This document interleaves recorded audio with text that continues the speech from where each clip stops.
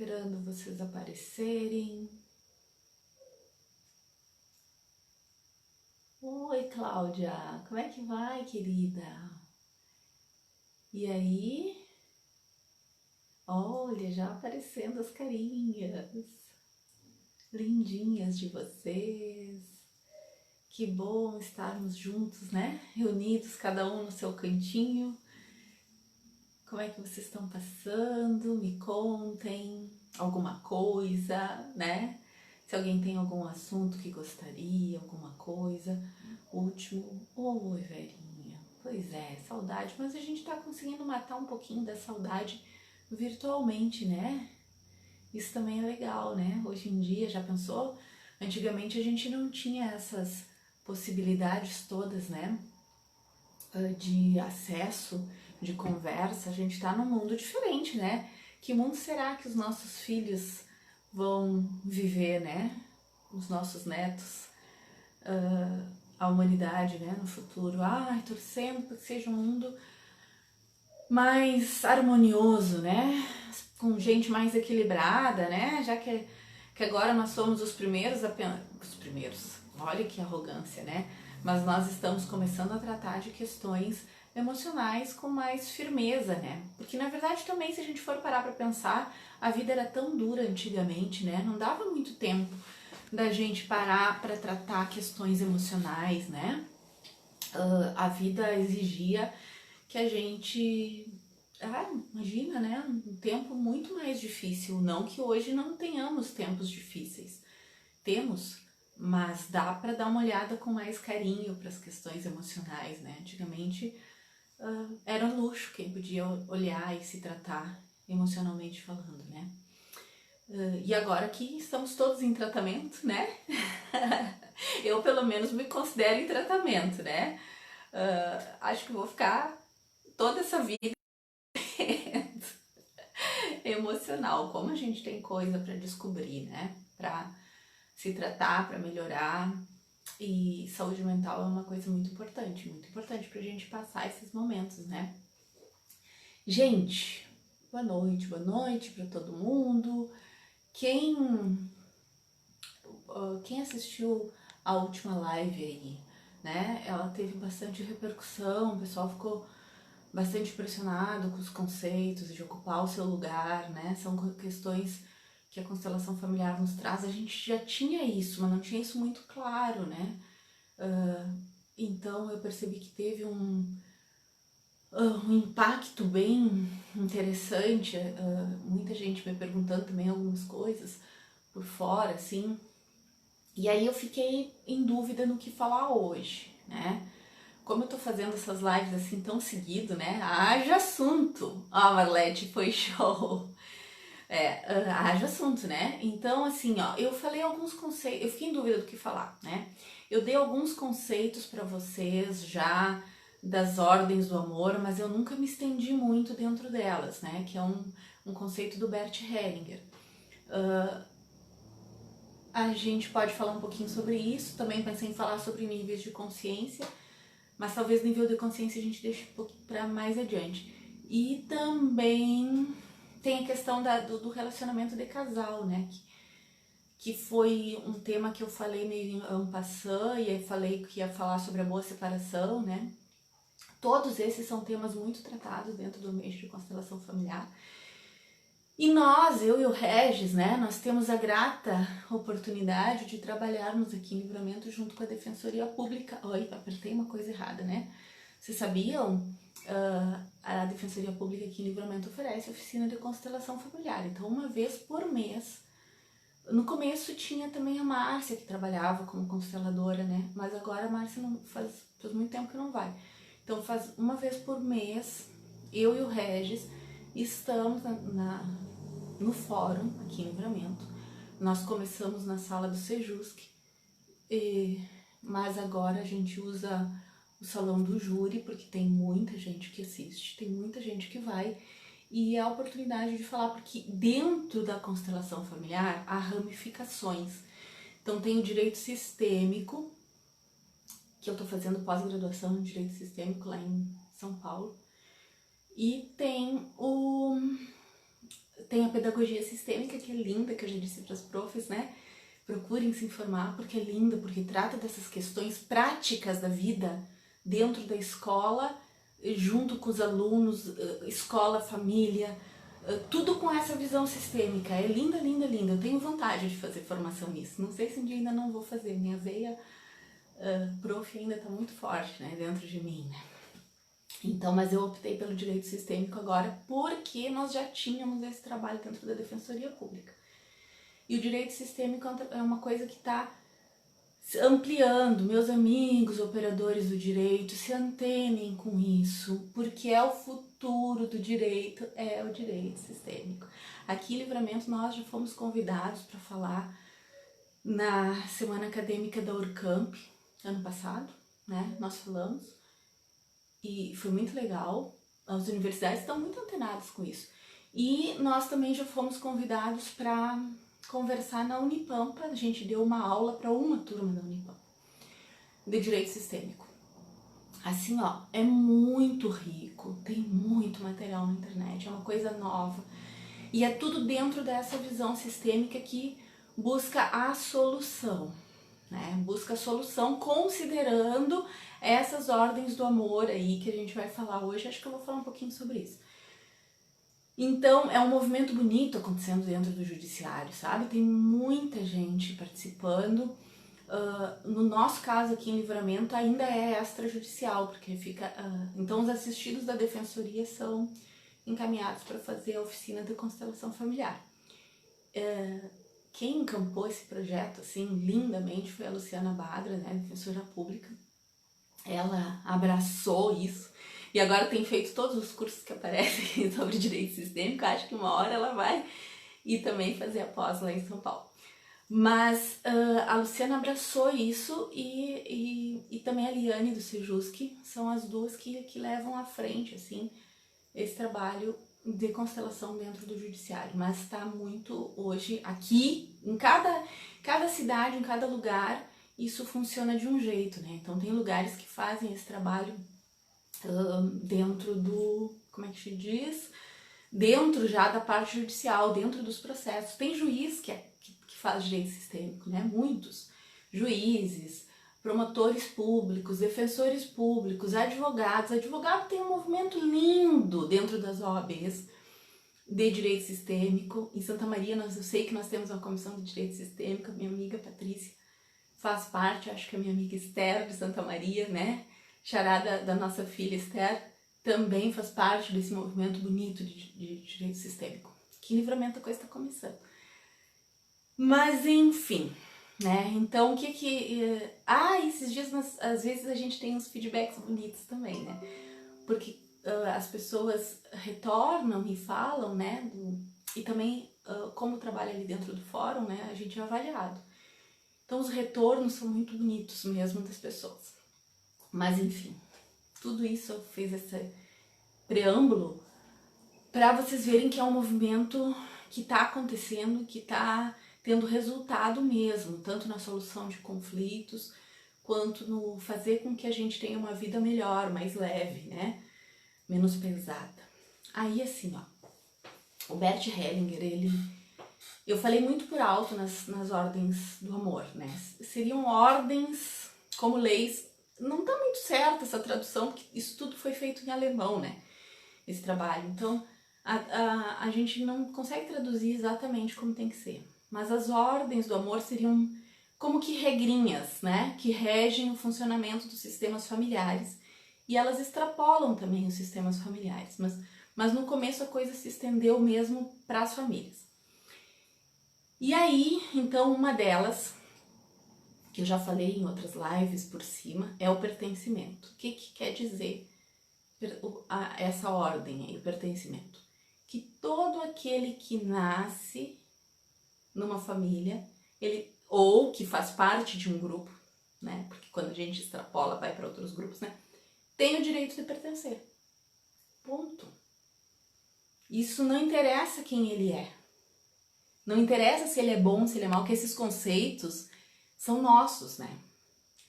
Então, se a pessoa está ali, ela tem o direito de pertencer. Isso se estende não só para quem é consanguíneo, né? Tem alguns outros casos de pertencimento também. Então, escrevam aí quem é que vocês acham que faz parte de um sistema familiar, né? Vou dar uma dica básica que todo mundo sabe: pai e mãe, né? Faz parte. Filho, faz parte. Irmão, faz parte. Tios fazem parte. Quem mais faz parte? Avô, avó, né? Todas as exclusões, podem escrever mais aí, quem mais vocês acham que fazem parte, mas não essas coisas óbvias que eu tô falando. Tô falando obviedade, coisas que vocês sabem. Quero que vocês pensem um pouquinho além, quem mais faz parte e não poderia ser excluído. Então, assim, ó, todas as exclusões, elas geram problemas no sistema familiar. Porque, em nível maior, vige uma consciência que faz com que todo mundo tenha que pertencer, né? Que esse direito seja garantido, né? E aí, então, quando acontece, ó, vizinhos, será? Agregados, amigos, será que isso faz parte do nosso sistema familiar, Núbia? Ó, eu estou falando de pessoas que influenciam o sistema diretamente. Não é laço de amizade. Vocês percebem? É quem tem influência dentro do sistema e que o sistema não pode permitir exclusão. Acabou de entrar minha amiga Esther aqui, ó, consteladora familiar, pode dar contribuição aí também, né? O Regis também, né? Constelador que tá aí. Eu tenho até medo quando eu começo a falar desses assuntos, que volta e meia tem gente aí. Não, volta e meia tem constelador, né? Não, ó, a Esther, ó, não fazem parte os que casaram com tios ou tias, mas em compensação, todos os relacionamentos anteriores de todos os que fazem parte do sistema. Perfeito, Esther. A Esther foi, né, na mosca. Consteladora, né? Tem que ser. Então, todo mundo que tem vínculo, que por alguma razão faz com que o sistema, que a vida seja garantida, que a vida possa continuar, esse tem direito a pertencer. Então, quem é que no meu sistema familiar garante que a vida se perpetue, que a vida vá adiante? Vizinho não, né, gente? Amigo não. Por mais que ele seja legal, ele não garante que a vida vá adiante. Então, são pessoas que têm laços de sangue, com certeza, e alguns outros laços como esse que a Esther bem colocou. Relacionamento anterior de todos os nossos antepassados fazem parte. Então, né? Por exemplo, vamos ficar mais pertinho. Por exemplo, se o meu pai teve um relacionamento anterior com alguém antes de casar com a minha mãe, tá? Quando esse relacionamento anterior acabou, não tô julgando o tipo de relação, tá? Dentro da constelação familiar não há nenhum tipo de julgamento moral. Ponto. E essa foi a primeira regra que eu aprendi, a postura do constelador que eu aprendi com a nossa prof, a Valéria, lá em Santa Maria, né? Que me ensinou o beabá dentro das constelações e que sempre me mandou pesquisar e procurar, e que foi a maior incentivadora que continuasse os estudos dentro dessa área. Qual é a postura do constelador? Sem julgamento, sem intenção, sem querer nada, e sem amor cego, né? Essa coisa do vamos resolver, vamos ajudar, vamos salvar. Não, o sistema se organiza. Eu não posso interferir, né? Então, pegando a deixa da Esther, quando meu pai teve um relacionamento anterior com alguém, né? Não tô falando do meu pai especificamente, eu tô dando um exemplo aleatório. E aí esse pai deixou essa pessoa para casar com a minha mãe. Vocês percebem que se esse pai não tivesse deixado essa pessoa, eu não estaria aqui? Entende? Eu só estou aqui porque esta pessoa cedeu o lugar. Então ela me deu o que a gente chama vantagem existencial. Então os relacionamentos, o pertencimento, ele acontece por vínculos de sangue ou por vantagem existencial. E existem muitas formas de dar vantagem existencial. Essa é só uma delas, a mais simples.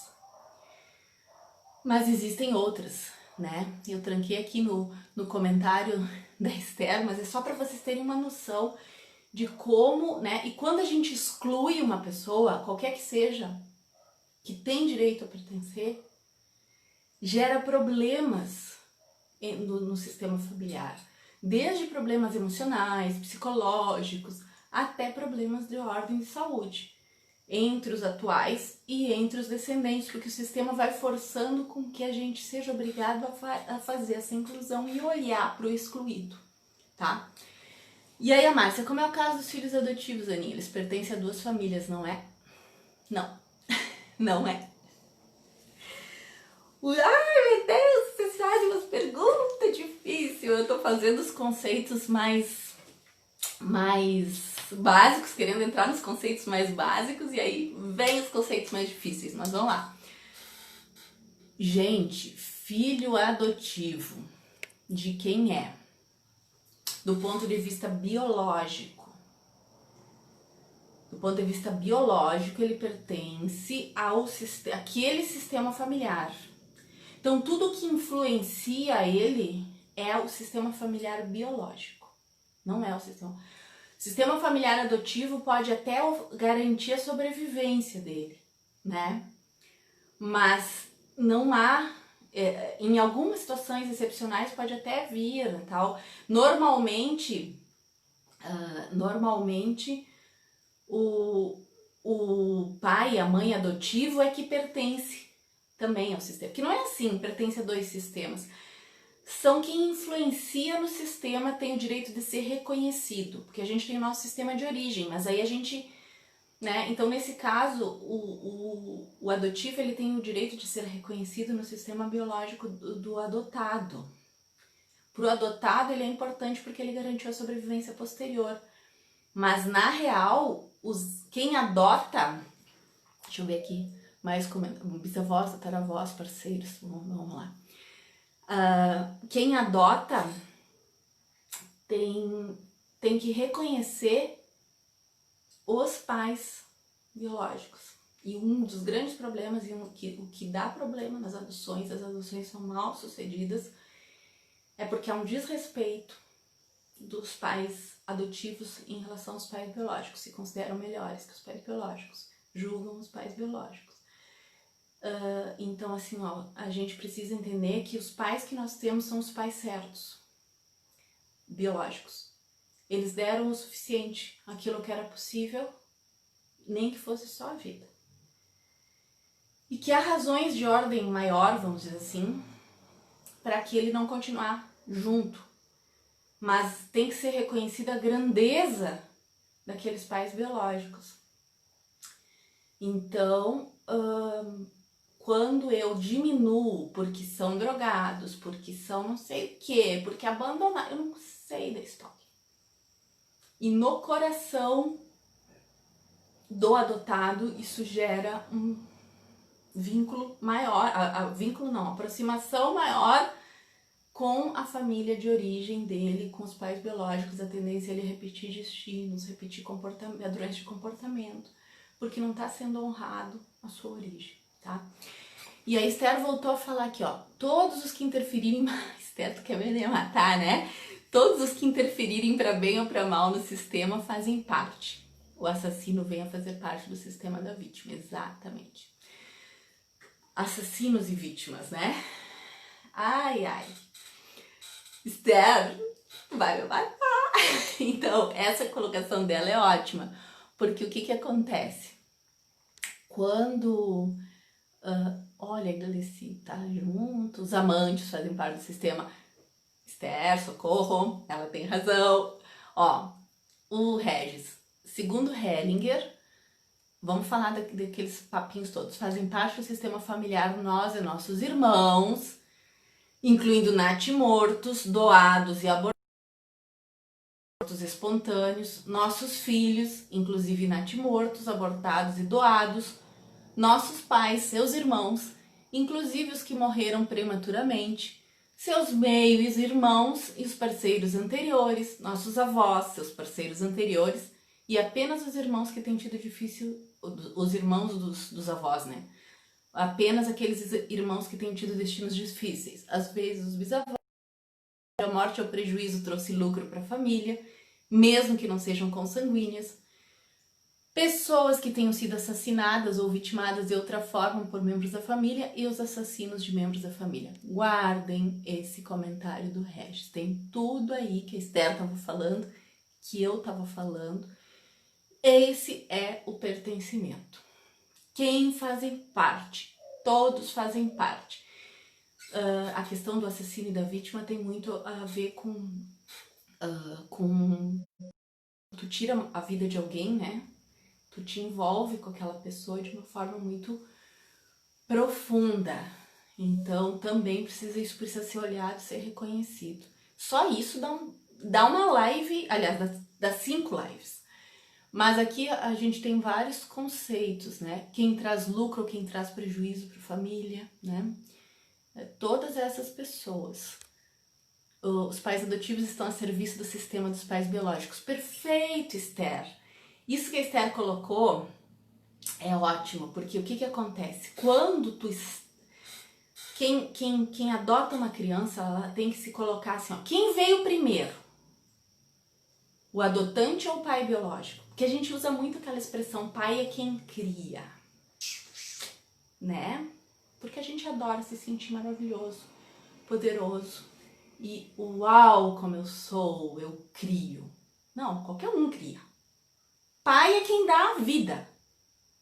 Pai e mãe são é uma informação biológica, né? É quem ofereceu o óvulo e o espermatozoide, né?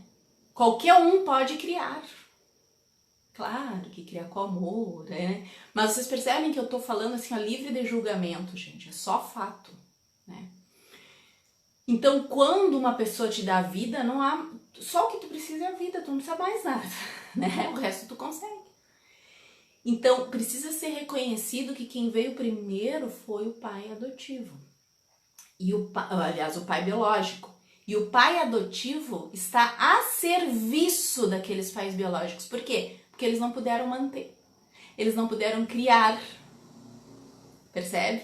Então, como eu não pude criar, não importa a razão, que eu não sei, não me cabe julgar a razão. Eu não pude criar, eu dei. Alguém veio e garantiu a sobrevivência, a subsistência. A meu serviço. Quando o pai se coloca, adotivo, se coloca nesta posição, a adoção tem sucesso. Se ele não se colocar nessa posição, ele vai ter dificuldades, vão surgir conflitos e vários problemas relacionados com a adoção. Gente, vocês querem mais alguma pergunta? Eu tô vendo, perdi muito. Exenteados de toda a vida. E que tu quer? Tenho padrasto desde os 2 anos. Eu tenho enteado desde os 2. Repetição. Repetição de padrão. Olha, padrasto não é pai, né? Madrasta não é mãe. Pode criar com amor, mas a gente precisa se colocar no nosso lugar. A gente não pode querer ocupar o lugar, ó, lembra que o papo todo que a gente fez? De outra pessoa, né? Há alguém. Tu pode dar todo o amor, mas tu tem que saber que não é teu, filho. E nem querer isso, né? Agora, perfeito, a gente tá a serviço da vida quando a gente cria, quando a gente dá subsistência, quando a gente dá afeto, quando a gente é amoroso. A gente tá a serviço da vida, é só não querer ocupar um lugar que não é nosso e excluir do nosso coração o dono daquele lugar. Porque é isso que gera problema. E tem uma coisa importante que o Regis falou, olha, eu queria falar das 3 ordens, eu falei só do pertencimento, então a gente vai fazer uma live para cada ordem. Essa então foi pertencimento, né? O Regis falou dos abortados, né? E isto é um grande dilema, né, para muita gente, porque são filhos também. Eles também... Ó, o que a Esther colocou? É preciso olhar os pais biológicos com gratidão e respeito. Sem eles não haveria o filho adotado. As adoções também são formas de compensação entre os sistemas. Cunhado, cunhada, sogro, sogra, marido não pertencem. Não, depende. Cunhado não pertence. Mas vai pertencer no sistema do teu filho. Entende? Marido pertence. Os vínculos também se dão dessa forma, né? O vínculo sexual, aliás, não só marido, toda pessoa com quem a gente tem relacionamento sexual, né? Pertence.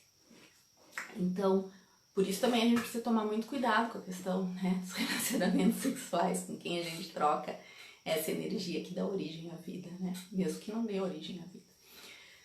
Bom, sogro, sogra vai pertencer ao sistema familiar do teu filho, né? Então, quando nós temos um sistema familiar de origem, que é aquele pai e mãe e todo mundo que veio antes, e o sistema familiar atual, que é o que eu dei origem, quando eu me casei e tive meus filhos. Então, esse é o outro sistema familiar. Me casei, ou, né, tô com um companheiro, enfim. Esse é o outro sistema familiar. Ou quando eu procriei, né, e mesmo que não, né, eu não estou com ponto de interrogação, era uma pergunta, entendido agora. Ah, tá. Marcinha. Então, quando a gente tem um sistema de origem que a gente precisa deixar para trás, né, quando a gente monta o nosso sistema, né, e o sistema atual, que é o que eu tenho agora. Deixar para trás não quer dizer abandonar, tá, gente? A questão é quem é que tem a prioridade agora, né? O sistema que eu estou agora, é com esse que a vida vai continuar. Tudo é uma continuação. Os dois sistemas se juntam daí, né? E não podem haver exclusões. Então, quando eu olho para o meu marido e eu não aceito o sistema familiar dele, o sogro e a sogra, eu estou excluindo aquelas pessoas e eu estou excluindo o meu marido também, porque ele é formado daquelas duas pessoas, né? E se eu tiver um filho e eu não aceitar os avós dele, também parte daquele filho eu estou excluindo. Isso a gente vai conversar melhor. A gente vai ter... é porque é muita coisa, né? Porque o que acontece? Quando duas pessoas se unem e dão origem a uma terceira pessoa, né, essa terceira pessoa é formada daquelas duas. Não tem como eu separar isso, né? Do ponto de vista físico. Não estou entrando em questões espirituais. Falando do ponto de vista físico, né? Então, quando eu rejeito e eu olho para um filho e digo, teu pai não presta, o que eu estou dizendo para ele? Não seja igual ao teu pai. Por lealdade familiar ele vai virar igualzinho. Porque eu vou ter que ser lembrada que eu preciso incluir aquela pessoa dentro do meu coração. Então a gente vê muito dentro dos processos, principalmente, né, de alienação parental, né, essa dinâmica, e as pessoas não pensam no filho, né, tu tá pensando na tua dor, e quando a gente for falar em separação, na parte do equilíbrio, a gente vai falar melhor sobre isso. Quando eu rejeito alguém, quando eu tô tão vinculada às minhas questões familiares, né, e eu rejeito pessoas que vieram antes, né, deixa eu ver se eu entendi, são todas as pessoas que me relacionei, eu me relaciono diretamente, isso depende do que tu chama de relação, né, parceiros anteriores tem influência sim, parceiro sexual tem influência sim, mas também assim, ó, se eu conseguir fazer uma boa separação, tudo bem. O problema é a forma como a gente se separa dessas relações. Muitas vezes com crítica, com julgamento, sem assumir a parte que nos cabe, né, das separações. Tem uma fala do Bert Hellinger, deixa eu ver se eu acho aqui. Eu acho que eu tenho isso, Ah, que legal. Olha o que ele diz, ó. Uma boa separação dá certo quando os parceiros dizem um para o outro: eu amei muito você. O que dei para você, dei com muito prazer. Você também me deu muito. Vou guardar isso com honra. Assumo a minha parte da responsabilidade pelo que não deu certo conosco e deixo a sua com você. E agora eu deixo você em paz. Ó, Esther, hoje tu tá ótima, ó. Tudo que é excluído se volta contra com mais força. A esposa que não enxerga a sogra como metade do marido não terá um casamento harmonioso. Somos 50% pai e 50% mãe, exatamente. E a gente quando não enxerga os nossos antepassados, né? Tem uma história que mexe muito comigo e eu vou contar ela, porque faz dias que eu penso nela, eu não vou contar a origem, né? Dela, quem é a pessoa, né? Mas uma colega nossa na formação, porque eu pedi autorização para ela para contar, né? Então eu vou contar. Uma colega nossa da formação sempre contava com muita tristeza e com uma certa revolta que o avô dela comprou a avó por 2 vacas, né? Nos tempos antigos a gente sabia que essas coisas aconteciam, né? Então ela sempre contava isso com uma certa indignação, né, talvez, e com muita tristeza, porque ela estava profundamente vinculada à dor e ao sofrimento da avó, né, de ter vivenciado aquilo ali, né, e quando ela conseguiu reconhecer que graças àquilo a família pôde continuar, ela estava aí, né, e incluir essa situação, né, incluir o avô também dentro do coração, né, porque a gente se vincula à dor das pessoas, ao problema das relações e esquece que a vida chegou. E deixa com eles o que é deles. As dificuldades, as diferenças entre eles é deles, não é nossa. A gente só tem que colocar eles dentro do nosso coração. E quando ela fez isso, né, de olhar para esse avô, e esse tipo de coisa a gente consegue na constelação, né, isso mudou, o rosto dela se iluminou, né? E aí toda aquela indignação foi embora. Porque graças àquela situação ali que ela deplorava, ela tá aqui, né? De repente tinha que incluir até as vacas também. Então a gente tem essa coisa de se intrometer em assuntos que não são nossos. O problema da relação, de como é que era, do nosso pai, da nossa mãe, do nosso avô, da nossa avó, o tanto de dores, não interessa para nós. A gente não veio para tomar partido, a gente veio para incluir todo mundo no coração. E quando a gente conseguir fazer isso, dar um bom lugar para todos os que pertencem ao nosso sistema familiar, a gente vai ter paz. Com certeza, né? Dar um lugar no coração a todos os que pertencem, porque eles têm o direito de pertencer, né? E quando eu faço isso, o sistema se equilibra, a vida fica mais leve e eu fico no meu lugar fazendo, fico só com o que é meu e deixo o que é dos outros com os outros. O importante é que a vida chegou, tá aqui e vai continuar, tá bom? José, eu já ia encerrar, a José falou como é difícil o perdão. Pois é, o conceito de perdão dentro dessa abordagem é um pouquinho diferente. Não há o que perdoar. Não há o que perdoar. Porque quando eu perdoo, eu me coloco superior. Eu maravilhosa, venho e olho para os meus antepassados e do alto da minha importância eu lhes perdoo. Não! Eles fizeram o que podiam, o que era possível com a circunstância de vida que eles tinham. Não há o que perdoar. É só dizer sim. Sim, foi assim. E eu tomo isso no meu coração e deixo cada um ser do jeito que foi. Fico só com aquilo que me cabe. Eu ocupo o meu lugar de pequena, porque eu sou a última no meu sistema familiar. Eu cheguei depois e essa vai ser a próxima live que a gente já falou um pouquinho sobre ordem, tá bom, gente? Então, um beijão pra todos e até mais. Obrigadão pela participação.